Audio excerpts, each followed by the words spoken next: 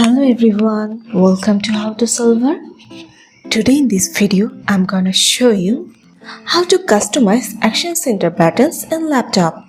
Before starting the video, please subscribe to How to Solver. So let's go. For this, you have to go to your action center buttons and click on edit option. So now here you can customize your buttons.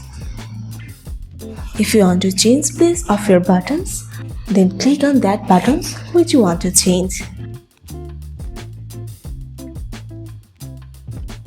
If you want to put it first line, then drag this in the first line.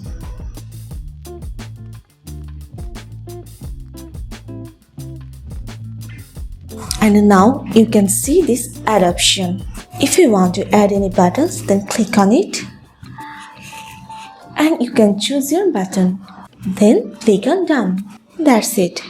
So this is how you can customize action center buttons in your laptop. So guys, that's it. You can do this. I think this video is very helpful to you. If it was, then give a thumbs up and hit the subscribe button. And thanks for watching.